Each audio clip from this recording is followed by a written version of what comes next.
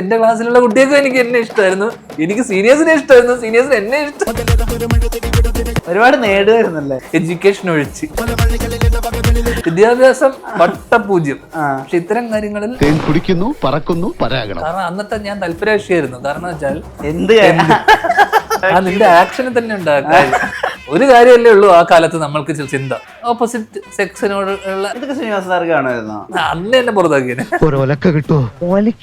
എന്റെ കൂടെ ഉണ്ടായിരുന്ന എന്റെ ഏറ്റവും അടുത്ത സുഹൃത്തുണ്ട്. അവന് ആദ്യമായിട്ട് ഒരു പ്രണയം സെറ്റ് ചെയ്ത് കൊടുക്കുന്നൊക്കെ ഞാൻ 7ാം ക്ലാസ്സിൽ 8ാം ക്ലാസ്സിലൊക്കെ. കാരണം അവന്റെ പെങ്ങളെ എനിക്ക് ഇഷ്ടമായിരുന്നു. അതുകൊണ്ട് പിന്നെ കൊണ്ട് നടക്കും. ഇനി എന്ത് വേണമെങ്കിലും എന്നോട് പറഞ്ഞാൽ മതി, എന്തിനും ഞാൻ കൂടി ഉണ്ടാവും. ആരാ നിന്റെ അച്ഛൻ? അച്ഛൻ വെറുതെ ഒരു ലുങ്കിയും ഒരു ബനിയനും വെച്ചാണ് ഇപ്പൊ ഷൂട്ടിംഗ് സെറ്റിൽ പോണത്. ലിറ്ററലി തുണി അലക്കണ്ട, തുണി അലക്കണ്ടാത്ത സ്റ്റാർ, ലുങ്കി മാത്രം സ്റ്റാർ. അപ്പൊ എല്ലാം കൊണ്ടും ലാഭമാണ്. ഞാൻ ലാഭേഷ് പടം തിയേറ്ററിൽ വലിയ ലാഭമില്ല. അപ്പൊ എനിക്കൊരു ഗ്യാങ് ഉണ്ടായിരുന്നു, പെഗസിസ് എന്നാണ് എന്റെ ഗ്യാങ്ങിന്റെ പേര്. ഒരു പാട്ടൊക്കെ ഉണ്ട് ഞങ്ങളൊക്കെ. Walking on the ramp is the big mouth dance gonna rock and roll and petrify you guys on the floor. Vayalar എഴുതുമോ ഇതുപോലെ?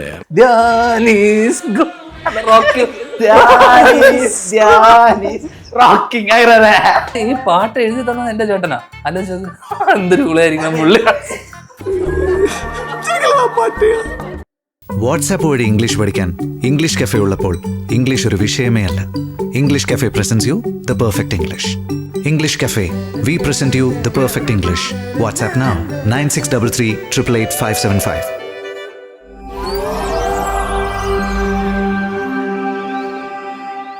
മൂവി വേൾഡ് മീഡിയയെ സംബന്ധിച്ചിടത്തോളം മൂവി വേൾഡ് മീഡിയയുടെ ഒരു ചിരകാല സ്വപ്നമായിരുന്നു ധ്യാൻ ശ്രീനിവാസൻ മൂവി വേൾഡിൻ്റെ സ്പേസിൽ വന്നൊരു ഇൻ്റർവ്യൂ. അവസാനം അതിനൊരു അവസരം സംജാതമായിരിക്കുകയാണ്. ധ്യാൻ ശ്രീനിവാസനെ മൂവി വേൾഡ് മീഡിയയുടെ എല്ലാ സ്നേഹത്തോടും കൂടി ഞാൻ സ്വാഗതം ചെയ്യുകയാണ്. നമസ്കാരം. മൂവി വേൾഡ് മീഡിയയിലേക്ക് സ്വാഗതം. കുറേ കാലമായി ഞങ്ങൾ നോക്കി നടക്കുന്നു, എന്താ വരാത്തേന്ന് വിചാരിച്ചിട്ട്. നമ്മളൊക്കെ ഒരു ഫാമിലി ആയതുകൊണ്ട് ഇങ്ങനെ ഒഫീഷ്യലി അതിനൊരു സാധ്യത ഇപ്പോഴാണ് തെളിഞ്ഞു വന്നത്. ഞങ്ങളൊക്കെ ഒരു ഫാമിലിയാണ്. നീ പല പല ഫാമിലിയിലുള്ളത് കൊണ്ട്, നീ കുറച്ചു കാലം മുന്നേ വേറെ ഫാമിലിയിലായിരുന്നു, പിന്നെ വേറെ ഫാമിലിയിലോട്ട് വരുന്നു. നീ ഒരു ഫാമിലിയിൽ ഉറച്ചു നിൽക്കണം. സത്യം ഞാൻ അവിടെ അധികം പറ്റി. കാരണം ഇതിന്റെ മുതലാളിയായിട്ട് എനിക്കൊരു ബന്ധവും ആത്മബന്ധവും ഉള്ളത് കൊണ്ടാണ് ഞാൻ ഇവിടെ വന്നിരിക്കുന്നത്. നീയായിട്ട് എനിക്ക് ഉണ്ടായിരുന്നു. അത് നീ ഇടക്കിടക്ക് ഇങ്ങനെ ഫാമിലി മാറി മാറി മാറി. ഞാൻ ഈ ഫാമിലിയാ. കൊച്ചിന്റെ അച്ഛൻ ഏതാന്ന്? ആരാ നിന്റെ അച്ഛൻ? ഓക്കെ, അത് നിനക്ക് ഇതുണ്ടായാ മതി. എങ്ങനെ ആദിത്യ മര്യാദയൊക്കെ? നല്ല മര്യാദ. ഫുഡൊക്കെ ഇഷ്ടമായ? അത് ഞാൻ ആ ഹോട്ടലുകാരോടല്ലേ. അല്ല, ഞാൻ ഇവ കണ്ടത് എല്ലാവരും സാധാരണ പണിയെടുക്കുന്നു, നീ തന്നെ എല്ലാം ചെയ്യുന്നു, പ്ലേറ്റ് കഴുകി വെക്കുന്നു അല്ലേ? അതൊക്കെ വലിയ കാര്യം തന്നെ. ഓളിനോളാണ്. അതെ, സാധാരണ നമ്മളെ ഫിലിം സ്റ്റാർസ് ഒക്കെ വീട്ടിലിരിക്കുമ്പോ തടിക്കും, പുറത്തിറങ്ങുമ്പോഴാണ് അവർ സിനിമയ്ക്ക് വേണ്ടി വരുമ്പോഴാണ് അവർ ട്രിം ആവുക, ഒന്ന് ഷേപ്പ് ആവുക, അങ്ങനെയൊക്കെ ചെയ്യുന്നത്. ഇതിപ്പോ പടം ഇല്ലാണ്ടിരിക്കുമ്പോ ട്രിമ്മായിട്ട് ഫിറ്റ് ആയിരിക്കുന്നു. ഇതെന്ത് പറ്റി? എനിക്കതാ പ്രശ്നം. ഇപ്പൊ പടം ഉള്ള സമയത്ത് തടി കുറക്കാനും മെലിയാനുള്ള സമയം കിട്ടണില്ല. പടം ഉള്ള സമയത്ത് കാരണം കണ്ടിന്യൂസ് പടം ചെയ്തോണ്ടിരിക്കുകയാണല്ലോ. രാവിലെ നിങ്ങളെപ്പോലുള്ള സുഖ ജീവിതമല്ലല്ലോ നമുക്ക്. 6 മണിയാകുമ്പോ എഴുന്നേറ്റ് പോകണം, 7 മണിയാകുമ്പോ ലൊക്കേഷൻ എത്തുന്നു, രാത്രി 9:30 വരെ ഷൂട്ട് ചെയ്യുന്നു, 10-11 മണി വരെ ഷൂട്ട് എന്ന് വെച്ചാൽ 10-9 വരെ കഴിഞ്ഞ് കഴിഞ്ഞാൽ നമ്മൾ 11 മണിയാകും റൂമിൽ എത്തുമ്പോഴേക്കും. ഈ സമയത്ത് നമ്മൾ ഭക്ഷണവും കഴിച്ച് കിടക്കുമ്പോഴേക്കും സ്വാഭാവികമായിട്ടും വണ്ണവും തടിയൊക്കെ വരും. പിന്നെ നമുക്ക് എന്റെ കരിയർ അറിയാലോ, നിലം തൊട്ടിട്ടില്ല കഴിഞ്ഞ കുറച്ച് വർഷത്തിനിടെ. അപ്പം ഗ്യാപ്പ് കിട്ടുമ്പോൾ ഇപ്പൊ ഒരു 2 ആഴ്ചത്തോളം, ഒരു മാസം ഗ്യാപ്പ് കിട്ടി. അപ്പൊ ആ ഗ്യാപ്പ് കിട്ടിയപ്പോ തടിച്ചു. പിന്നൊരു ഗ്യാപ്പ് കിട്ടിയപ്പോ ഇപ്പൊ ഒന്നും മെലിഞ്ഞു തുടങ്ങി. ഈ ഗ്യാപ്പാണ് ആവശ്യം വന്നിരുന്നത്. ഈ ഗ്യാപ്പ് ഞാനൊരു മനഃപൂർവ്വം എടുത്ത ഒരു ഗ്യാപ്പാണ്. മലയാള സിനിമ സമ്മതിച്ചു? മലയാള സിനിമ സമ്മതിച്ചില്ല, സമ്മതിപ്പിക്കേണ്ടി വന്നു. അങ്ങനെ വരാൻ വഴിയില്ല. ഇല്ല, മലയാള സിനിമ മഴ പെയ്തു, അത് അലേർട്ട്, ഓറഞ്ച് അലേർട്ടൊക്കെ വന്നപ്പോ അങ്ങനെയല്ല. ഞാൻ ഈ വർഷം തൊട്ട് നന്നാവാനല്ല, അങ്ങനെ പെട്ടെന്ന് അങ്ങനെ നന്നാവലുണ്ടല്ലോ. ഞാൻ പറഞ്ഞു സിനിമകളുടെ എണ്ണം ഒന്ന് കുറയ്ക്കാം, ഡയറക്ഷനിലോട്ട് കിടക്കാം, പ്രൊഡക്ഷനിലേക്ക് ഒരു ഒരു പ്ലാൻ ഉണ്ട്. അപ്പോൾ അതൊക്കെ ഉള്ളത് കൊണ്ട് സിനിമയുടെ എണ്ണം കുറക്കാവുന്ന രീതിയിൽ എണ്ണം കുറച്ചു. എണ്ണം കുറച്ചപ്പോഴേക്ക് എണ്ണം കുറഞ്ഞു. അതിന്റെ വരവും സാധാരണ ഒരു വരവുണ്ടാവുമല്ലോ, ആ വരവ് പിന്നെ നമ്മൾ പല സ്ഥലങ്ങളിലായിട്ട് പറഞ്ഞല്ലോ. ഇനിയിപ്പോ അപ്പൊ വിളിക്കുന്നവരുടെ അടുത്തൊക്കെ പറയും ചെറിയൊരു ഗ്യാപ്പ് എടുക്കുകയാണ്. എന്നുവെച്ചാൽ വലിയ ഗ്യാപ്പല്ല, ഒരു ചെറിയ. പണ്ട് ഒരു വർഷം 30 സിനിമ, ഇപ്പൊ എത്ര എണ്ണം കുറഞ്ഞു? ഇപ്പൊ ഒരു 15 സിനിമ, നേർപകുതി. പക്ഷെ മലയാളത്തിൽ ഒരു പ്രധാന നടൻ ഉണ്ടാക്കുന്ന അത്ര സമ്പാദ്യം ഈ 3-4 വർഷം കൊണ്ട് ഞാൻ ഒറ്റയ്ക്ക് ഉണ്ടാക്കിയില്ല, ധ്യാൻ ശ്രീനിവാസൻ. പക്ഷെ ഞാൻ അതിനനുസരിച്ച് പണിയെടുത്തിട്ടുണ്ട്, അധ്വാനിച്ചിട്ടുണ്ട്. അങ്ങനെ നോക്കുമ്പോ പിന്നെ ഞാൻ ഒന്നും വിടാറില്ല. ഇനോഗ്രേഷൻ തൊട്ട് പരസ്യങ്ങൾ എല്ലാം. കാരണം ഇതൊക്കെ എന്താന്ന് വെച്ചാ ഇതൊക്കെ ഒരു സമയത്തെ നമുക്ക് വരുള്ളൂ. നാളെ ഒരു 5 കൊല്ലം കഴിഞ്ഞിട്ട് നമ്മൾ നോക്കിയെന്ന് കഴിഞ്ഞാൽ ഈ പരസ്യവും അല്ലെങ്കിൽ ഈ പറയുന്ന സിനിമകളൊന്നും വന്നില്ലെങ്കിലോ.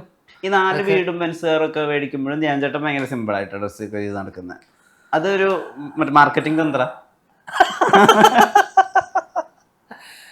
അത് അല്ല, പൊതുവെ എനിക്ക് വേഷവിധാരണത്തോട് വലിയൊരു പൊതുവെ ഒരു താല്പര്യം ഇല്ല. ഉണ്ടായിരുന്നൊരു കാലം ഉണ്ടായിരുന്നു, കോളേജ് സമയവും പരിപാടിയൊക്കെ. അപ്പൊ പിന്നീട് അങ്ങോട്ട് ലൊക്കേഷനിൽ നിന്നാണ് പല പരിപാടിക്കും പോയിരുന്നത്. അപ്പൊ ഞാൻ വന്നിരുന്ന ഏത് ലൊക്കേഷനാണോ ആ ലൊക്കേഷനിൽ നിന്ന് കിട്ടുന്ന കോസ്റ്റ്യൂം ഇട്ടിട്ടാണ് ഞാൻ മിക്ക പ്രോഗ്രാമുകൾക്കും ഇന്റർവ്യൂവിനൊക്കെ വന്നിരുന്നതൊക്കെ. കാരണം മിക്ക പ്രൊമോഷൻ നമ്മളെടുത്ത പല പ്രൊമോഷൻ ഇന്റർവ്യൂ ഒക്കെ എനിക്ക് മിക്കപ്പോഴും രാവിലെ അല്ലെങ്കിൽ ഉച്ചവരെ ഷൂട്ട് ഉണ്ടായിട്ട് ഞാൻ അവിടുന്ന് അങ്ങോട്ട് വരലായിരുന്നു പതിവ്. അപ്പൊ പിന്നെ അവിടുന്ന് കിട്ടുന്ന ഡ്രസ്സ് ഇട്ടുകൊണ്ട് വന്ന് പോക്കായിരുന്നു. പിന്നെ പ്രത്യേകിച്ചൊരു കാരണം ഈ സ്ഥലങ്ങളിലൊക്കെ പോകുമ്പോൾ തന്നെ നമുക്ക് കോസ്റ്റ്യൂം തരുമല്ലോ. അപ്പോൾ കോസ്റ്റ്യൂം തരുമ്പോൾ തന്നെ രാവിലെ നമ്മൾ, കാരണം ഞാൻ വലിയ സൂട്ട് കേസും പെട്ടിയൊക്കെ ആയിട്ട് സിനിമ ഷൂട്ടിങ്ങിന് പോകുന്ന ആൾക്കാരെ കണ്ടിട്ടുണ്ട്. നടന്മാരായിക്കോട്ടെ, പ്രധാന നടന്മാരൊക്കെ വലിയ പെട്ടിയും വലിയ സൂട്ട് കേസൊക്കെ ആയിട്ട്. പക്ഷേ ഈ ഡ്രസ്സൊന്നും ഇവർക്ക് ഉപയോഗിക്കാനുള്ള സമയമില്ല. കാരണം നമ്മൾ തിരിച്ചു വരുമ്പോൾ റൂമിൽ ഇടാൻ കണ്ടിട്ടുന്ന ഒരു ലുങ്കിയോ ഒരു ടീഷർട്ടോ കരുതിയാൽ മതി സത്യം പറഞ്ഞു കഴിഞ്ഞാൽ. കാരണം പോയി കഴിയുമ്പോൾ ഇവിടെ ഷൂട്ടിംഗ് സ്ഥലത്ത് ഈ പറയുന്ന ഡ്രസ്സൊക്കെ കിട്ടും. അപ്പൊ പിന്നെ എനിക്ക് എന്നെ സംബന്ധിച്ചിടത്തോളം അങ്ങനെ ഒരു ലുങ്കിയും ഒരു ബനിയനും മാത്രമേ എൻ്റെ കയ്യിലുള്ളൂ. പിന്നെ ഞാൻ കടക്കുമ്പോൾ ബനിയനും ഒരു ലുങ്കിയും ഒരു ബനിയനും വെച്ചാണ് ഇപ്പൊ ഷൂട്ടിംഗ് സെറ്റിൽ പോണത് ലിറ്ററലി. ലിറ്ററലി ഭയങ്കര സിമ്പിൾ ആയിട്ടോ. അത് ഭയങ്കര സിമ്പിളായി അല്ല, സിംപ്ലസ്റ്റ് ലെവൽ ഓഫ് പ്രാക്ടിക്കാലിറ്റി. അതും ശരിയാണ്, പ്രാക്ടിക്കൽ ആയിട്ടുള്ള. കാരണം നമ്മൾ ഇത്രയും പെട്ടിയും പരിപാടിയൊക്കെ കൊണ്ടുവന്നപ്പോൾ ഇത് എടുത്തുകൊണ്ട് നമ്മളെല്ലാം ഇത് ചുമന്നുകൊണ്ട് വരുന്നത്. കൂടെയുള്ള ഒരു അസിസ്റ്റന്റ് അല്ലെങ്കിൽ അവിടുത്തെ എല്ലാവർക്കും എന്തിനാ പണി ഉണ്ടാക്കുന്നത്. അവനത് പാക്ക് ചെയ്ത് എടുത്തു. പിന്നെ ഇത് അലക്കണം, മനുഷ്യൻ ഇത് അലക്കണം, ഇത് ലോണ്ടറിക്ക് കൊടുക്കണം. കാരണം ഈ ലോണ്ടറിക്ക് അടക്കം നീ മനസ്സിലാക്കേണ്ട കാര്യം വെച്ചാൽ ലോണ്ടറിക്ക് ഒരു ബാറ്റുണ്ട്, ഒരു പൈസ ഉണ്ട് സിനിമയിൽ, അറിയായിരിക്കുമല്ലോ. അറിയില്ല, പ്രൊഡ്യൂസർ കൊടുക്കുന്ന പൈസ ഉണ്ട്, ലോണ്ടറി വാഷിംഗ് ബാറ്റ. അപ്പൊ അതൊക്കെ നമ്മൾ ലാഭിച്ചു കൊടുക്കല്ലേ. അപ്പൊ പ്രൊഡ്യൂസർ നോക്കുമ്പോ ചുറ്റും ഒരു ഓറ, ഒരു വലയം.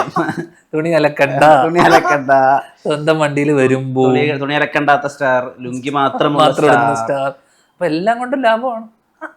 കുളിയില്ല, വെള്ളം, ഹോട്ടലുകാർക്ക് വെള്ളം ലാഭം, ഞാൻ ലാഭേഷ് എല്ലാം കൊണ്ട് ലാഭമാണ്. അതെ അതെ അതെ അല്ലേ. പടം തിയേറ്ററിൽ വലിയ ലാഭമില്ല. ഇതൊക്കെ ആ ലാഭം നമ്മള് ഈ ലാഭത്തെ കുറിച്ച് നീ സംസാരിച്ചോണ്ടേ പറയാം. ആ ലാഭം മുൻകൂട്ടി നമ്മൾ കാണണം. ഈ ഇങ്ങനെ ഒരു സിനിമ എന്നെ വെച്ച് ചെയ്യുമ്പോൾ ലാഭം ഉണ്ടാവുമോ എന്നുള്ളത് അത് ചിന്തിക്കേണ്ടത് ഞാനല്ലല്ലോ ചിന്തിക്കുന്നത്. എന്നേക്കാൾ കൂടുതൽ ചിന്തിക്കേണ്ടത് നമ്മുടെ സിനിമ എടുക്കുന്ന ആൾക്കാരാണല്ലോ. പക്ഷെ അവർക്ക് വേണ്ടി ധ്യാൻ ചേട്ടൻ കുറച്ച് സാമ്പത്തിക കച്ചവടം ധ്യാൻ ചേട്ടന്റെ കയ്യിൽ നിന്ന് എടുത്തങ്ങ് ഇടും. അതല്ലേ ഈ മറ്റേ ലോണ്ടറി നമ്മളാൽ കഴിയുന്ന രീതി. പിന്നെ നമ്മൾ സമയം ചുരുക്കൽ അല്ലെങ്കിൽ പെട്ടെന്ന് തീർക്കുക, എന്തെങ്കിലും ഏതെങ്കിലും ഘട്ടങ്ങളിൽ സിനിമ എന്തെങ്കിലും രീതിയിൽ എന്തെങ്കിലും ഒരു മുടക്കോ തടസ്സോ അല്ലെങ്കിൽ അവർക്ക് എന്തെങ്കിലും സംശയങ്ങളൊക്കെ വരുമ്പോൾ നമ്മളെ സഹായിക്കും, ചാർട്ട് ചെയ്യും, എല്ലാം ചെയ്യും. സുരേഷ് ചേട്ടനൊക്കെ പണ്ട് പടം നിന്ന് പോകുമ്പോ കയ്യിൽ നിന്ന് പൈസ എടുത്തു കൊടുത്തിട്ട് അല്ല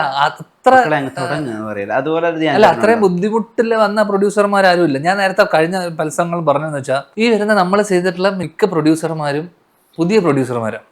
അവരുടെ ഒന്നും തന്നെ പ്രൈമറി സോഴ്സ് ഓഫ് ഇൻകം എന്ന് പറയുന്നത് അല്ലെങ്കിൽ അവർ സിനിമയല്ല. അവരൊക്കെ ഒരു സിനിമ അല്ലെങ്കിൽ 2 സിനിമ സ്വപ്നങ്ങളുമായിട്ട് വരുന്ന ആൾക്കാരാണ്. അപ്പൊ അവരുടെ കയ്യിൽ ഒരുപാട് പണം ഉണ്ടാകുമ്പോഴാണ് അവരൊരു സിനിമ ചെയ്യാൻ തീരുമാനിക്കുന്നത്. അപ്പൊ അതില് ഒരുപാട് പൈസ അവർ ചെലവഴിക്കാൻ ആഗ്രഹിക്കുന്നില്ല. ഓക്കെ, അവർക്ക് ഇഷ്ടപ്പെടുന്ന ഒരു കഥ അല്ലെങ്കിൽ അവർക്കൊരു ഇഷ്ടപ്പെടുന്ന ഒരു കഥ. ഫസ്റ്റ് പ്രൊഡ്യൂസറും ഡയറക്ടറും കൂടിയാണ് മിക്ക പ്രൊജക്റ്റിനും എന്നെ അപ്രോച്ച് ചെയ്തിട്ടുള്ളത്. വെച്ചാൽ പ്രൊഡ്യൂസർ ഡയറക്ടറും നമ്മൾ റാപ്പോ ഉണ്ടായി, അവർ ആ കഥയെ ഇഷ്ടപ്പെട്ട് അവർക്ക് ഇഷ്ടപ്പെടുന്ന ഒരു നടനെ വെച്ച് ചെയ്യണം എന്നുള്ളത്. അതിന്റെ ലാഭവും നഷ്ടത്തിനപ്പുറം അവർ ചിന്തിക്കുന്നത്, അത് ആ ലാഭനഷ്ടം നോക്കാത്തവരാണ് ഞാൻ ചെയ്യുന്ന സിനിമ ചെയ്ത മിക്ക ആൾക്കാർ. കാരണം വെച്ചാൽ അവർക്ക് ഇഷ്ടമുള്ളൊരു അതിനെ പഠിക്കണം, സിനിമ അറിയണം, സിനിമയിൽ വരണം, ഒരു തവണ ഒന്ന് ട്രൈ ചെയ്യണം. അപ്പൊ അങ്ങനെയുള്ള ആൾക്കാർ വരുന്ന സമയത്ത് നമുക്കും നല്ലതാണ്. കാരണം അതിൽ നിന്ന് വലിയ ലാഭമൊന്നും കണ്ടിട്ട് വരുന്നില്ല. കാരണം ഞാൻ പലപ്പോഴും പറഞ്ഞിട്ടുണ്ട്, സിനിമ ഏറ്റവും സക്സസ് റേറ്റ് കുറഞ്ഞ ഒരു ബിസിനസ്സും ഒരു ഒരു ഇൻഡസ്ട്രിയാണ്. അപ്പൊ അതിനകത്തൊരു വലിയ ഗാമ്പിളാണ് എടുക്കുന്നത്. കാരണം പ്രത്യേകിച്ച് ഈ കഴിഞ്ഞ കുറച്ച് കാലങ്ങൾക്കിടയിൽ സാറ്റലൈറ്റ്, OTT എന്നൊക്കെ പറയുന്നത് കിട്ടിയാ കിട്ടി, പോയാ പോയി എന്ന് പറഞ്ഞ പോലെ കിട്ടിയാ കിട്ടി, ഓടിക്കഴിഞ്ഞാലേ കിട്ടുള്ളൂ, ഓടുന്ന ഒരു ഉറപ്പുമില്ല തിയേറ്ററിൽ. ഇൻഡസ്ട്രി ആയിട്ട് മാറുന്നുണ്ട് തീർച്ചയായിട്ടും. അപ്പൊ ഇതൊക്കെ ബോധമുള്ളവരും തന്നെയാണ് നമ്മുടെ സിനിമ ചെയ്ത ആൾക്കാരൊക്കെ തന്നെ. ആരും ഭയങ്കരമായിട്ട് സ്വപ്നം കണ്ട് ഈ സിനിമ എടുത്തതിന് ശേഷം ഇതിൽ നിന്ന് വലിയ വരുമാനം ഉണ്ടാക്കി കുടുംബം നോക്കേണ്ട കാര്യമുണ്ടായിരുന്ന പ്രൊഡ്യൂസർ അവരൊന്നും തന്നെയല്ല നമ്മുടെ സിനിമ ചെയ്ത്. നമ്മുടെ സിനിമ ചെയ്ത ആൾക്കാരൊക്കെ കോടീശ്വരന്മാരാണ്. അവരിപ്പോഴും രണ്ടാമതും മൂന്നാമതും ഒക്കെ നമ്മളോട് സിനിമ ചെയ്യാൻ ആഗ്രഹിക്കുന്നവരുമാണ്. അവർക്ക് സിനിമയോടുള്ള ഇഷ്ടവും സ്നേഹവും നമ്മളോടുള്ള ഇഷ്ടവും കൊണ്ട് സിനിമ എടുക്കാൻ വന്നവരാണ് മിക്കവരും. ശരിക്കുമുള്ള സിനിമയിൽ നിന്നും ബിസിനസ് ചെയ്യാൻ ആഗ്രഹിക്കുന്ന ആൾക്കാരെന്ന് വെച്ചാൽ ഇവിടെ എക്സിസ്റ്റിംഗ് ആയിട്ടുള്ള പ്രൊഡ്യൂസേഴ്സാണ്. ഇപ്പൊ വസ്ത്രങ്ങളോടൊന്നും വലിയ താല്പര്യമില്ല പറഞ്ഞില്ലേ. പക്ഷെ കോളേജ് പഠിക്കുന്ന സമയത്ത് ഭയങ്കര ഒരു വസ്ത്രങ്ങളോടൊക്കെ ഭയങ്കര ഭ്രമം ഉണ്ടായിരുന്ന ധ്യാൻ ശ്രീനിവാസൻ ഉണ്ടല്ലോ. ഞങ്ങൾ ആ വേർഷൻ അധികം കണ്ടിട്ടില്ല. അതായത് നമ്മള് തിര തുടങ്ങി കഴിഞ്ഞിട്ട് പിന്നെ ഉള്ള പടങ്ങളിലൊക്കെ ആ പടത്തിന്റെ പ്രൊമോഷൻ വരുന്ന ഒരു ധ്യാനല്ലേ കണ്ടത്. അപ്പൊ ശരിക്കും ആ വസ്ത്രങ്ങളോടൊക്കെ ഭ്രമം ഉണ്ടായിരുന്നു, ഭയങ്കര ഫാഷൻ ഇൻസ്റ്റ ആയിട്ടുള്ള ഒരു ധ്യാൻ. അതെങ്ങനെയായിരുന്നു ശരിക്കും? ഹെയർ സ്റ്റൈലോട്ടൊന്ന് പറഞ്ഞു തന്നെ. ഇതിന്റെ 2-3 കാര്യങ്ങൾ ആ കാലത്ത് സ്വാഭാവികമായിട്ടും നമ്മൾ ആർക്കും അറിയില്ല. ഓക്കെ, ആർക്കും അറിയില്ല. നമ്മുടെ കോളേജിൽ അനോണിമിറ്റി ഉണ്ട്, ആർക്കും അറിയില്ല. ഞാൻ പഠിച്ചിരുന്ന കോളേജിലൊന്നും നമ്മൾ ആർക്കും അറിയില്ല. അപ്പൊ നമ്മൾ ഒരാൾ ആദ്യമായിട്ട് കാണുമ്പോൾ പരിചയപ്പെടുമ്പോൾ അവര് നമ്മളെ ജഡ്ജ് ചെയ്യുന്നത് അല്ലെങ്കിൽ നമ്മളെ ശ്രദ്ധിക്കുന്നത്, ഇപ്പൊ നീ ഇട്ടിരിക്കുന്ന ഷർട്ട്, പാന്റ്, ഈ ഷർട്ടും ഈ പാന്റും ഇട്ടിട്ട് നീ ഇപ്പോ ഇവിടെ വേണം ഇറങ്ങി പോകും. ഓക്കെ, നിന്നെ പ്രത്യേകിച്ച് ആരും ഒന്ന് ശ്രദ്ധിക്കാനോ ഒരു ഞാൻ അതാണ് പറഞ്ഞു വരുന്നത്. ഞാൻ നിന്നെയാണ് കാണുന്നത്. അപ്പൊ ഇങ്ങനെ ഒരു വേഷം ഇട്ടിട്ടാണ് ഞാനൊരു ചെന്നൈയിലുള്ള ഒരു മോളിലോ അല്ലെങ്കിൽ ഒരു സിനിമ കാണാൻ പോവോ അല്ലെങ്കിൽ ഒരു ക്ലബിലോ അല്ലെങ്കിൽ ഒരു സ്കൂളിലോ കോളേജിലോ എവിടെ പോവാണെങ്കിലും എന്നെ ആരും ശ്രദ്ധിക്കില്ല. പോയിട്ട് അവരൊക്കെ ഡ്രസ്സിങ് സെൻസ് ഇല്ലാത്ത ഒരിതും ഇല്ലാത്ത ഒരു തോന്നും. നീ ഇട്ടിരിക്കുന്ന ഈ ചെരുപ്പായിക്കോട്ടെ, നിന്റെ ഇതായിക്കോട്ടെ, ശ്രദ്ധിക്കില്ല. അപ്പൊ അന്ന് എനിക്ക് ആ അറ്റൻഷൻ എനിക്ക് ആവശ്യമായിരുന്നു. കാരണം അന്നത്തെ ഞാൻ തൽപരകക്ഷിയായിരുന്നു. കാരണം വെച്ചാൽ നിന്റെ ആക്ഷന് തന്നെ ഉണ്ട് ആ കാര്യം. എന്ത് കാര്യത്തിന് ഒരു കാര്യമല്ലേ ഉള്ളൂ ആ കാലത്ത് നമ്മൾക്ക് ചിന്ത, ഒറ്റ ചിന്തയുള്ളൂ. ഓപ്പോസിറ്റ് സെക്സിനോട് അല്ല, ഓപ്പോസിറ്റ് സെക്സിനോടുള്ള അട്രാക്ട് ചെയ്യിപ്പിക്കുക. ഓക്കെ, അപ്പൊ നമ്മൾ സ്വാഭാവികമായിട്ടും കാണാൻ ആ സമയത്ത് ഞാൻ വലിയ തിരക്കേടില്ലാത്തൊരു സമയമായിരുന്നു. അത്യാവശ്യം ഫിറ്റ് ആയിരുന്നു, പരിപാടിയായിരുന്നു. അത്യാവശ്യം നന്നായി സംസാരിക്കും. അപ്പൊ തന്നെ കുറച്ച് ഡ്രസ്സും കൂടെ അറിഞ്ഞിട്ട് കഴിഞ്ഞാൽ നല്ല വൃത്തിയിൽ നടന്നു കഴിഞ്ഞാൽ നല്ല ഷൂസും ഇത് ഇട്ട് കഴിഞ്ഞാൽ ഒരു അറ്റൻഷൻ. ബ്രാൻഡൊക്കെ പിടിച്ചിട്ടായിരുന്നു. എന്ന് വെച്ചാൽ അന്നത്തെ നമുക്ക് അഫോർഡ് ചെയ്യാൻ പറ്റുന്ന തരത്തിലുള്ള, നമുക്ക് അഫോർഡ് ചെയ്യാൻ പറ്റുന്ന ടീഷർട്ട്, ജീൻസ്, ഷൂ, ലിവൈസ് ഉണ്ട്. അന്ന് ഹെയർ സ്റ്റൈൽ ഇപ്പൊ എങ്ങനെയാ? ഹെയർ സ്റ്റൈല് ഭയങ്കര വലിയ വ്യത്യാസമൊന്നുമില്ല. ഞാൻ ഇത്രയും നീളത്തിൽ മുടി വളർത്തിയിട്ടുണ്ടായിരുന്നു. ഒരു സമയത്ത് സ്റ്റഡൊക്കെ അടിച്ചിട്ടുണ്ടായിരുന്നു. ഭയങ്കര ഉള്ള ലുക്കായിരുന്നു. പക്ഷെ അതിനും ഒരു ഫാൻ ബേസ് ഉണ്ടായിരുന്നു ഒരു കാലത്ത്. അതെന്തായിരുന്നു? ചിമ്പു ആയിരുന്നു ഇൻസ്പിറേഷൻ? ചിമ്പൊക്കെ അത് കഴിഞ്ഞിട്ടാ വന്നേ. ചിമ്പു എന്നെ എവിടെയും വെച്ച് കണ്ടിട്ട് ചിമ്പു ഇൻസ്പയർഡ് ആയിരുന്നു. നമ്മൾ അതിനൊക്കെ മുന്നേ, അതിന് മുന്നേ ഉള്ള കാലഘട്ടം ഞാൻ പറയാം. ഞാൻ പറയുന്ന സമയം എന്ന് വെച്ച് കഴിഞ്ഞാൽ, ഞാൻ സ്കൂളിൽ പഠിച്ചുകൊണ്ടിരുന്ന സമയത്ത് തന്നെ സ്കൂളിൽ ഒരു ഷർട്ട് ഇട്ടിട്ട് അതിനകത്ത് ടീഷർട്ട് ഇടും. ടീഷർട്ട് ഇട്ടിട്ട് ചെറിയ മാല ഇടും, ഈ പട്ടി ചെയിൻ പോലത്തെ ചെയിൻ ഇടും.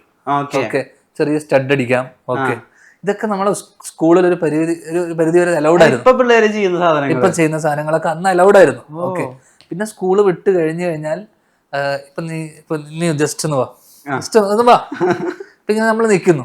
ഓക്കെ, അങ്ങനെ നിൽക്കുകയാണെങ്കിൽ ഞാൻ കാണിച്ചു തരാം. അപ്പൊ ഇവരിങ്ങനെ നിൽക്കുന്നു. Okay, chief camera. അപ്പൊ നമ്മളൊരു ബേക്കറിയിലോ കൂൾ ബാറിലോ നിൽക്കുകയാണെന്ന് വെച്ചോ. ഓക്കെ, ഞാൻ നിൽക്കുകയാണെങ്കിൽ ഞാൻ എങ്ങനെ നിൽക്കുന്ന അറിയാമോ?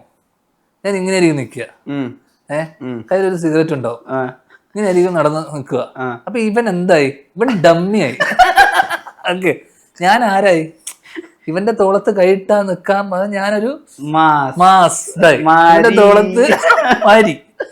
അപ്പൊ അന്ന് ഈ വലിക്കുന്ന സിഗരറ്റിന്റെ ഫിൽട്ടർ നമ്മളെ അറ്റം, ഈ അറ്റം കിങ്സിന്റെ സിഗരറ്റും ഉണ്ടെന്ന് ലൈറ്റ്സും ഉണ്ട്. ഓക്കെ, ഈ ലൈറ്റ്സ് വലിച്ചു കഴിഞ്ഞാൽ ലൈറ്റ്സിന് അന്ന് കിങ്സിനേക്കാളും വിലക്കുറവാണ്. ഈ ലൈറ്റ്സ് വലിക്കുകയാണെങ്കിൽ കുറച്ചുകൂടെ സ്റ്റേറ്റ്മെന്റാ.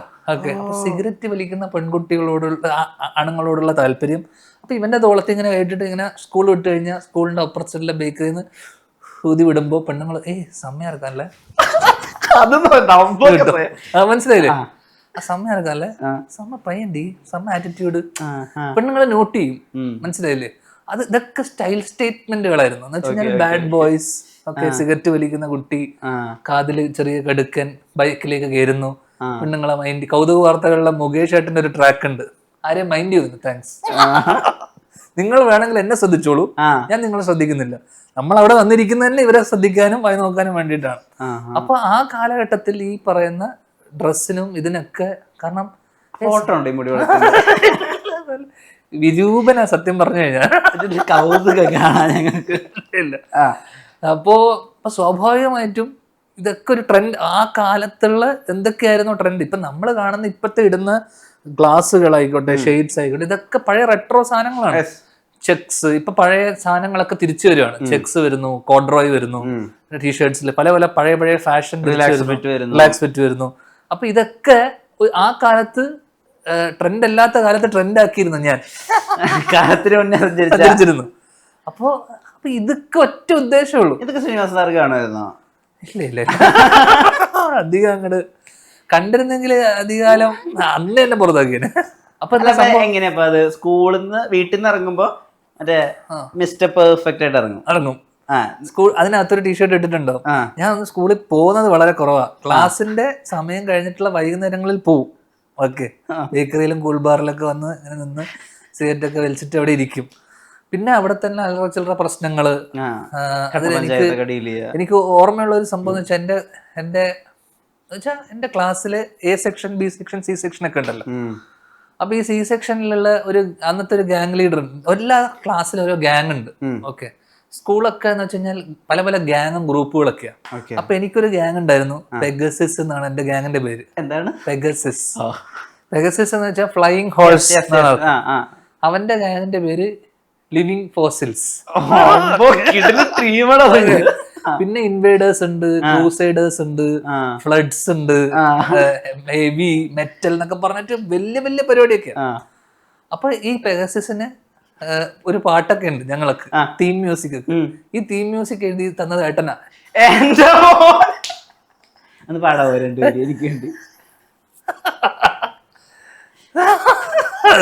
ഒരു തുടക്കം ഞാൻ പറയാം. Walking on the ramp is the big mouth dance gonna rock and roll and petrify you guys on the floor. Wow! Dhyan is gonna rock you. Dhyan is rocking. ഇത് ഈ പാട്ട് എഴുതി തന്നത് എന്റെ ചേട്ടനാ. ആലോചിച്ചത് എന്തൊരു കൂളായിരിക്കും. പുള്ളി ഭയങ്കര കൂളസ്റ്റ് ആയിട്ടുള്ള മനുഷ്യനാണ്. പുള്ളി അന്ന് ഈ ഞാൻ പോയിരുന്ന സ്കൂൾ വാനുണ്ട്. ഞാൻ ഒരു 7ാം ക്ലാസ് 8ാം ക്ലാസ് വരെ സ്കൂളിൽ പോയിട്ടുള്ളൂ. 9ാം ക്ലാസ് തൊട്ടിട്ട് വണ്ടി കാറിലും പിന്നെ കാർ ഓടിച്ചൊക്കെയാ പോയത്. എന്നാൽ അവിടെ ചെന്നൈയിൽ പിന്നെ ലൈസൻസും മറ്റേ ഇതൊന്നും ഇല്ല.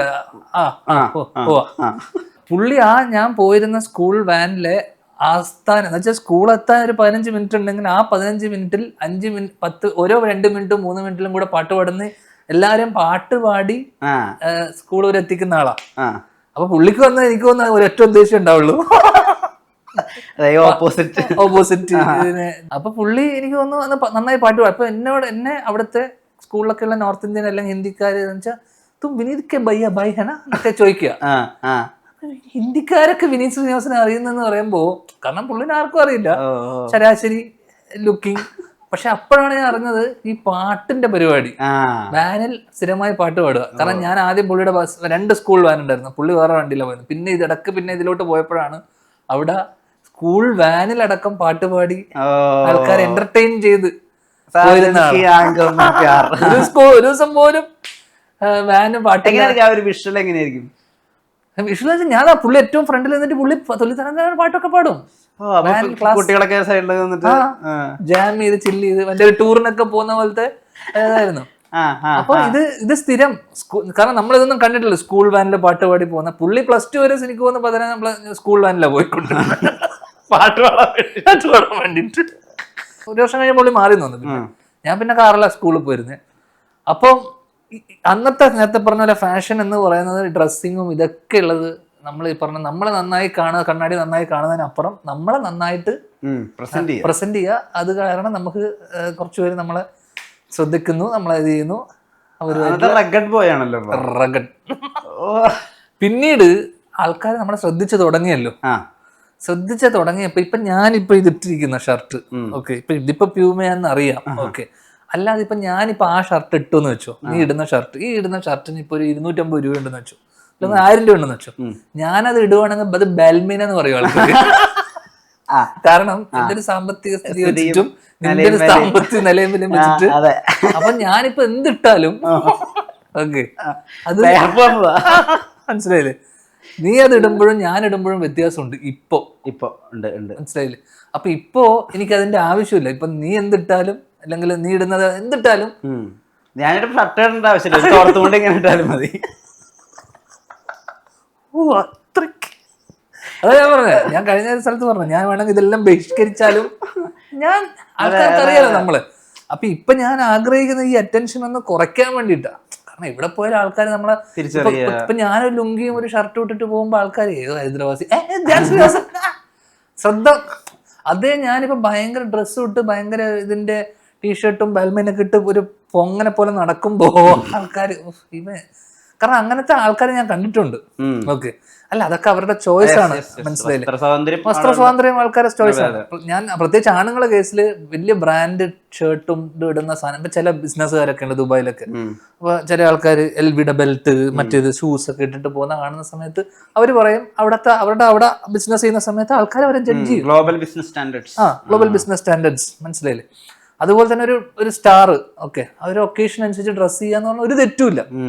പക്ഷെ അദ്ദേഹം ഇപ്പൊ എന്ത് ഡ്രസ് ഇട്ടാലും രജനീകാന്ത് വളരെ സിമ്പിൾ ആയിട്ട് ഡ്രസ് ഇട്ട് വരുന്ന ആളാണ്.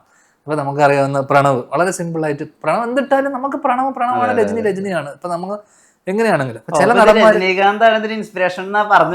അല്ല ഒരിക്കലല്ല. അപ്പൊ ഞാൻ പറഞ്ഞു ഇപ്പൊ നമുക്ക് അത് കിട്ടുന്ന സമയത്ത് നമ്മൾ എന്തിന് അതിനുശേഷം എന്ന് വെച്ചാൽ ഈ മെറ്റീരിയലിസ്റ്റിക് സാധനങ്ങളോട് എന്ന് വെച്ചാൽ ഈ വലിയ വിലപിടിപ്പുള്ള ഡ്രസ്സുകൾ, ഫോണുകള്, വാച്ചുകള്, പിന്നെ ബാഗുകള്, ഇതൊക്കെ എനിക്ക് ഭയങ്കര അത്തരം മെറ്റീരിയലിസ്റ്റിക് ആയിട്ടുള്ള ആൾക്കാരോട് തന്നെ നമുക്കൊരു അതൊക്കെ അൾട്ടിമേറ്റ്ലി അവരുടെ ഇഷ്ടം അവരുടെ ചോയ്സിനപ്പുറം നമുക്ക് അങ്ങനെ കാണുന്ന ആൾക്കാരെ കാണുമ്പോൾ എനിക്ക് പലപ്പോഴും ഒരു കോമാളി അല്ലെങ്കിൽ ഈ 2 ബെൽറ്റും ഈ ഒരു കാണിക്കാൻ വേണ്ടി കാണിക്കുന്ന പോലെ പലപ്പോഴും തോന്നിയിട്ടുണ്ട്, പ്രത്യേകിച്ച് മലയാളികള്.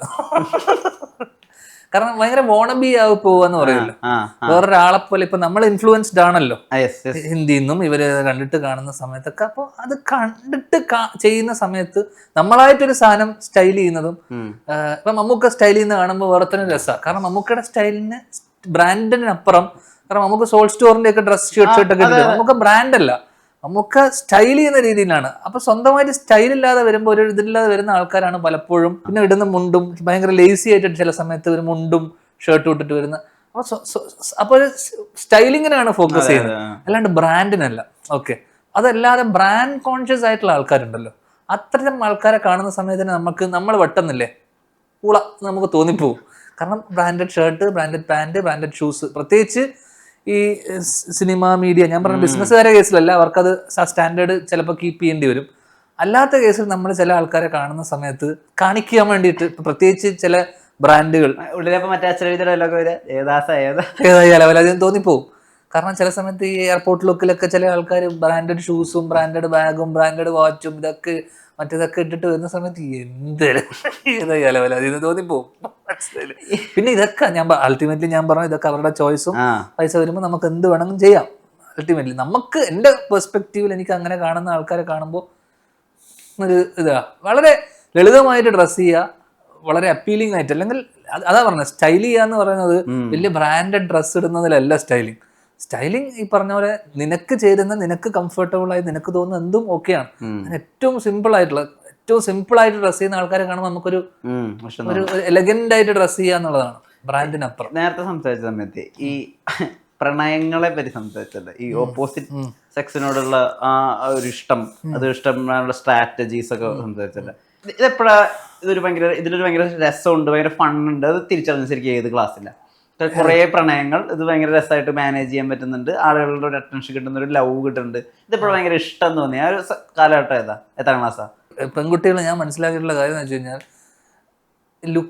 ലുക്ക് ഡെഫിനറ്റ്ലി മാറ്റേഴ്സ് ഇല്ലെന്നല്ല. ഫസ്റ്റ് ലുക്ക് എന്ന് പറയുന്നത് അവർ ആദ്യമായി ശ്രദ്ധിക്കുക ചിലപ്പോൾ ഒരാളെ കാണുമ്പോൾ അയാളെ എങ്ങനെ ഇരിക്കുന്നു, കാണാൻ എങ്ങനെ ഇരിക്കുന്നു എന്നുള്ളത് തന്നെയാണ്. പക്ഷെ ഏറ്റവും വലിയ സൗന്ദര്യം അയാളുടെ സംസാരവും അയാളുടെ സ്വഭാവമാണ്. അപ്പൊ എനിക്ക് എൻ്റെ സംസാരം ഇഷ്ടപ്പെട്ട് തുടങ്ങിയതാണ് ചെറുപ്പം മുതലേ.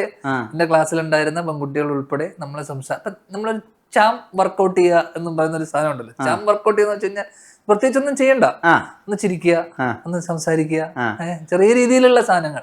അപ്പൊ നമ്മൾക്ക് ഒരിക്കലും നമ്മൾ കോൺഫിഡൻസ് കളയുക. നമ്മളിപ്പോ ഒരു ലുക്ക് വൈസ് നമ്മളിപ്പോ ഒരു ആവറേജ് ആയിരിക്കും. ഇപ്പൊ ഞാനൊരു ആവറേജ് ലുക്കിംഗ് ആളാണെങ്കിലും നമ്മൾ കോൺഫിഡൻസ് കളയരുത്. നമ്മുടെ സംസാരവും നമ്മുടെ സ്വഭാവത്തിലാണ് പെൺകുട്ടികൾ ഞാൻ മനസ്സിലാക്കിയിട്ടുള്ളത്. എൻ്റെ എക്സ്പീരിയൻസിലൊക്കെ എന്നെ ഇഷ്ടപ്പെട്ട കുട്ടികളൊക്കെ നമ്മുടെ സംസാരവും നമ്മുടെ സ്വഭാവം എന്ന് വെച്ച് കഴിഞ്ഞാൽ വലിയ മഹത്തായ സ്വഭാവമൊന്നുമല്ല, പക്ഷെ കാണിക്കൂലല്ലോ ഇതാണ് ഊളയാണെന്നുള്ളത്. അവരോട് കാണിക്കുമ്പോൾ ഭയങ്കര എന്തോ വലിയ പ്രോഗ്രസീവ് ആയിട്ടുള്ള ചിന്തകളും ഉള്ളിൽ ഷോവനിസ്റ്റ് ഒക്കെ ആയിരിക്കും. ഞാനല്ലായിരുന്നു, പക്ഷെ എന്നാൽ പോലും വളരെ പ്രോഗ്രസീവ് ആയിട്ടുള്ള ചിന്തകളും വളരെ ഫെമിനിസ്റ്റ് അവരെ സപ്പോർട്ട് ചെയ്യുന്ന രീതിയിലുള്ള എംപവർമെന്റിനോട് സംസാരിക്കുന്ന ആളൊക്കെ ആയിട്ട് അവരെ തോന്നിപ്പിക്കും. നൈസ് ഗൈ ഒക്കെ തോന്നിപ്പിക്കും. പിന്നെ പെൺകുട്ടികളെ സംബന്ധിച്ചിടത്തോളം ഇപ്പൊ ഞാൻ പലപ്പോഴും പറഞ്ഞിട്ടുണ്ട്, ഇപ്പോൾ എനിക്ക് പെൺകുട്ടികൾ പറയുന്നത് എനിക്ക് ഷാറൂഖിന്റെ സിനിമ ഭയങ്കര ഇഷ്ടമാണ്. എനിക്ക് ഭയങ്കര ഇഷ്ടമാണ് ഷാറൂഖ്. എനിക്ക് ഐ ലവ് മറ്റേ മൈക്കിൾ ജാക്സന്റെ മ്യൂസിക്, പോപ്പാണ് എൻ്റെ. പോപ്പാണോ? നമ്മൾ അവരുടെ ഇഷ്ടങ്ങൾ എന്താണോ അതിനെല്ലാം ഒന്നിനും നമ്മൾ എതിർപ്പില്ല. ഓക്കെ, എല്ലാത്തിനും ഓക്കെയാണ്. കോമൺ ഇൻട്രസ്റ്റ് ഉണ്ടാക്കിയെടുക്കുക. നിന്റെ ഇഷ്ടങ്ങൾ എൻ്റെ ഇഷ്ടങ്ങളോ, എൻ്റെ ഇഷ്ടങ്ങൾ നിന്റെ ഇഷ്ടങ്ങളോ, അവരുടെ ഇഷ്ടങ്ങൾ എൻ്റെ ഇഷ്ടങ്ങൾ നിന്റെ ഇഷ്ടമായില്ലെങ്കിൽ എനിക്ക് കുഴപ്പമില്ല. ഓക്കെ, പക്ഷെ അവരെ പെൺകുട്ടികളെ സംബന്ധിച്ച് അവരുടെ എല്ലാ ഇഷ്ടങ്ങളും നമ്മുടെ ഇഷ്ടങ്ങളാക്കിയേ പറ്റൂ. അപ്പൊ ഏറ്റവും ടഫായിട്ട് അങ്ങനെ ക്രാക്ക് ചെയ്തൊരു ലവ് ഏതാ? അല്ല, അങ്ങനെ എനിക്ക് ടഫായിട്ടുള്ള സംഭവമൊന്നുമില്ല. ഞാൻ 10ാം ക്ലാസ്സിൽ പഠിക്കും, +2 പഠിക്കുന്ന പെൺകുട്ടികളൊക്കെ വിളിച്ചിട്ടുണ്ട് ട്യൂഷന് പോയിട്ട്, +2 ട്യൂഷന് പോയിട്ട്. അതിനുവേണ്ടി +2 സിലബസ് അടക്കം ഞാൻ പഠിച്ചിട്ടുണ്ട്. അതുകൊണ്ട് അതിലൊന്നും കാര്യമില്ല. ടഫൊക്കെ നമുക്ക് ഇതൊക്കെ ടഫാണ് അങ്ങനെ പറഞ്ഞു വരുമ്പോ. അല്ല, ഇതൊക്കെ ഒരു കാലമല്ലേ. ഇപ്പൊ എൻ്റെ കൂടെ ഉണ്ടായിരുന്ന എൻ്റെ ഏറ്റവും അടുത്ത സുഹൃത്ത്, അനിയനായിരുന്ന സുഹൃത്തുണ്ട്. ആ സുഹൃത്ത് എന്ന് പറയുന്നത് ഞാൻ 10ാം ക്ലാസ്സിൽ പഠിക്കുമ്പോൾ അവൻ 5ാം ക്ലാസ്സിലാണ്. ഓക്കെ, അനിയൻ സുഹൃത്ത് പറയാൻ കാരണം അവൻ ഒരു കാലയളവ് മുഴുവൻ എൻ്റെ കൂടെ തന്നെ ആയിരുന്നു. അവനെ ആദ്യമായിട്ടൊരു പ്രണയം സെറ്റ് ചെയ്ത് കൊടുക്കുന്നൊക്കെ ഞാൻ 7ാം ക്ലാസ്സിൽ 8ാം ക്ലാസ്സിലൊക്കെ. കാരണം അവൻ്റെ പെങ്ങളെ എനിക്ക് ഇഷ്ടമായിരുന്നു. അതുകൊണ്ട് പിന്നെ കൊണ്ട് നടക്കും. കാരണം അവൻ്റെ പെങ്ങൾ എന്നെ ആദ്യം തന്നെ അവൾക്ക് എന്നോട് താല്പര്യമില്ലാത്ത കാരണം അവൾ എന്നെക്കാളും 2 ദിവസം മൂത്തതായിരുന്നു. അപ്പൊ അവളെ അനിയനെ പോലെയാണ് കണ്ടിരുന്നത്. അതെനിക്ക് സഹിക്കാൻ പറ്റിയിരുന്നില്ല. ഓക്കെ, അപ്പോൾ എന്നുവെച്ചാൽ ഞാൻ 10ൽ പഠിക്കുമ്പോൾ ആ കുട്ടി +2 ആയിരുന്നു. പക്ഷെ സിംഗിൾ ആയിരുന്നു ആ കുട്ടി. പക്ഷെ നേരത്തെ പറഞ്ഞ പോലെ പ്രായം ഒരു പ്രശ്നമായതുകൊണ്ട് തന്നെ ഇവനെ വെച്ചിട്ടാണ് ഞാൻ ഓപ്പറേറ്റ് ചെയ്തത്. കാരണം അവിടെ നടക്കില്ലെന്ന് മനസ്സിലായപ്പോ. അപ്പൊ ഇവൻ എല്ലാ ദിവസവും ജ്യൂസ് വാങ്ങിച്ചു കൊടുക്കുകയും ഇവൻ എല്ലാ ദിവസവും മറ്റേ ജുജുന്നൊക്കെ ആക്കി കൊടുത്തിട്ട് ഇവനെ ഞാൻ പറഞ്ഞു വിട്ടിട്ട് എന്നെ പറ്റി പോക്കി പറയാൻ വേണ്ടി പറയില്ല. പക്ഷെ ഇവൻ അങ്ങനെ എന്നെ പറ്റി സംസാരിച്ച് ആ വഴി ഞാൻ പിന്നെ വീട്ടിലേക്ക് പോയി, ഇവന്റെ കൂടെ വീട്ടിലേക്ക് പോയി അങ്ങനെ അതൊക്കെ തന്നെ. പിന്നെ നേരത്തെ പറഞ്ഞ പോലെ ഇപ്പൊ നമ്മളൊരു ഫ്ലാറ്റിൽ ഡെയിലി നമ്മളൊരു ടൗൺഷിപ്പാന്ന് ഇരിക്കുക. ഈ ടൗൺഷിപ്പിനകത്ത് താമസിക്കുന്ന സമയത്ത് നീ ഡെയിലി ആ കോളനിക്കകത്ത് ഒരു പെൺകുട്ടീനെ കാണുന്നു. ചിലപ്പോൾ അമ്മയുടെ കൂടെ ആയിരിക്കും നടക്കാൻ വരിക, സുഹൃത്തിൻ്റെ കൂടെ ആയിരിക്കും നടക്കാൻ വരിക. നീ നടന്ന് ക്രോസ് ചെയ്ത് പോകുമ്പോൾ നമ്മളൊരു ചെറിയ ലുക്ക് കിട്ടും.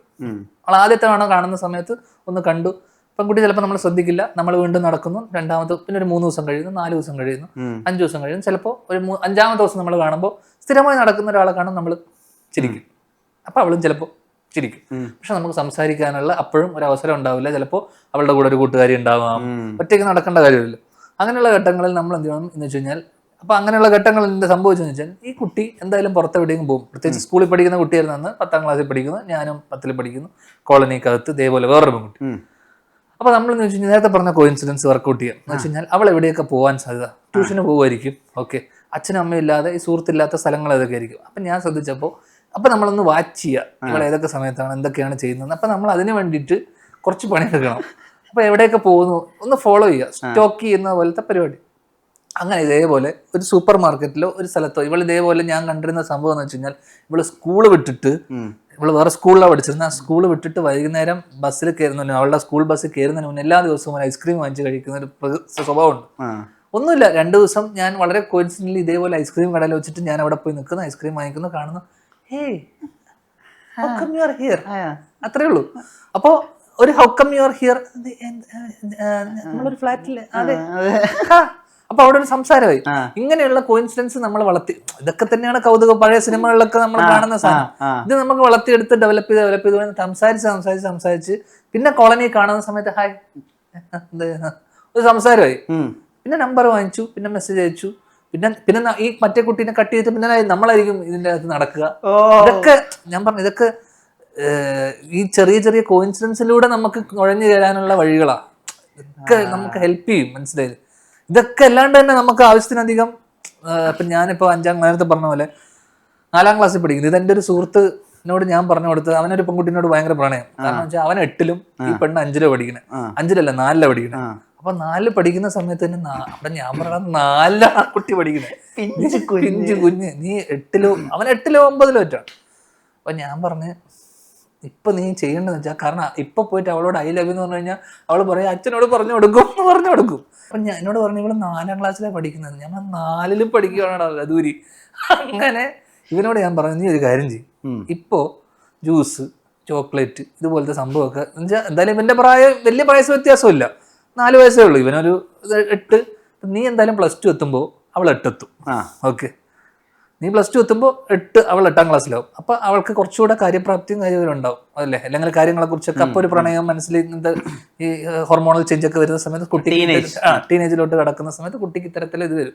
അതുവരെ നല്ല ജ്യൂസും ബിസ്ക്കറ്റും ചോക്ലേറ്റും വാങ്ങിച്ച് എല്ലാ ആഴ്ചയും ജ്യൂസും ബിസ്ക്കറ്റും അവിടെ കളിക്കാൻ വേണ്ടിരുന്ന ഗ്രൗണ്ടിൽ മറ്റേ സീസോയില് കളിച്ചോണ്ടിരുന്ന കുട്ടീനെ +2 വളച്ചു. അത് ഓരോരുത്തർക്കും ഓരോ സ്ട്രാറ്റജി അങ്ങനെ പ്ലാൻ ചെയ്ത്. അപ്പൊ ഇത് ഞാൻ പറയാൻ കാരണം, ഇത് നമ്മൾ പുറത്തു പറയുമ്പോൾ ഇത് ഭയങ്കര തോന്നിയ ദിവസമാണ്. അപ്പൊ നമ്മൾ അങ്ങനെ പേരിടും, FF എന്ന് വെച്ച് കഴിഞ്ഞാല് നമ്മൾ കാണുന്ന സമയത്ത് ഇതൊക്കെ ഞാൻ ചെന്നൈ കഥകളാണ്. ചെന്നൈ FF കേട്ടോ, ഫ്യൂച്ചർ ഫിഗർ. FF എന്ന് വെച്ചാൽ ഫ്യൂച്ചർ ഫിഗർ, ഫ്യൂച്ചറിൽ ഫിഗർ ആവും. ഇപ്പൊ നമ്മള് നോക്കുന്നത് തന്നെ ഇതൊക്കെ ഞങ്ങള് സ്കൂളിലാണ് പഠിക്കണേ, ഈ കുട്ടികളും സ്കൂളിലായിരിക്കും, പക്ഷെ ഒരു 3-4 വയസ്സിന്റെ ഇളയതായിരിക്കും.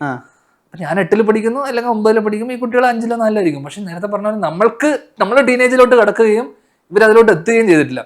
പ്രത്യേകിച്ച് അടുത്ത പ്രശ്നം വെച്ചാൽ നമ്മളെ 9ാം ക്ലാസ്സിലും 10ാം ക്ലാസ്സിലും കുട്ടികളുണ്ടല്ലോ, നമ്മളെ മൈൻഡ് ചെയ്യില്ല. കാരണം ഇവർക്ക് +2 പഠിക്കുന്ന പിള്ളേർ ആൺപിള്ളേർക്ക് ഇഷ്ടം. വേറെ സൈക്കോളജി ഉണ്ട് ഇതിനകത്ത്. എപ്പോഴും നീ ശ്രദ്ധിച്ചാൽ മതി, നമ്മുടെ 9ലും 10ലും പഠിക്കുന്ന പെൺകുട്ടിയൊക്കെ തന്നെ സീനിയേഴ്സിനോട് താല്പര്യം ഉണ്ടാവും, ഒരു ട്രാക്ക് ഉണ്ട്. 10ാം ക്ലാസ്സിലുള്ള ആൺകുട്ടികളെ വേണ്ടി വരില്ല, ക്രഷ്. പക്ഷെ എന്റെ ക്ലാസ്സിലുള്ള സമയത്ത് എന്റെ ക്ലാസ്സിലുള്ള കുട്ടിയൊക്കെ എനിക്ക് എന്നെ ഇഷ്ടമായിരുന്നു, എനിക്ക് സീനിയേഴ്സിനെ ഇഷ്ടമായിരുന്നു, സീനിയേഴ്സിന് എന്നെ ഇഷ്ടം.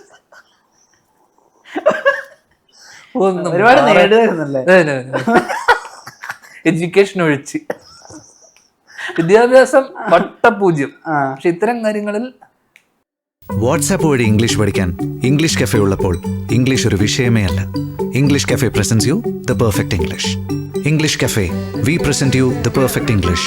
WhatsApp now 9633 888 575.